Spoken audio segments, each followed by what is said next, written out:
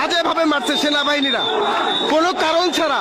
শুধুমাত্র যমুনা টিভিতে একটা সাক্ষাৎকার দিচ্ছিল স্টুডেন্টরা, লাশের সংখ্যা বলতেছিল এখানে।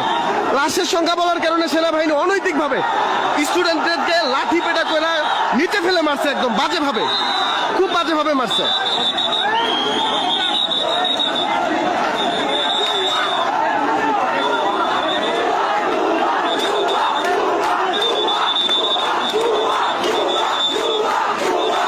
সেনাবাহিনীর অবস্থান ওইখানে,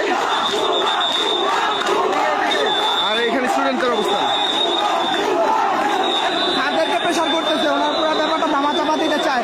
তারা যখন ওনাদের কথাদের সাথে একমত হয় নাই, তখন ওনারা আমাদের তারা কি লাশের সঙ্গে হাইট করতেছিল? হ্যাঁ,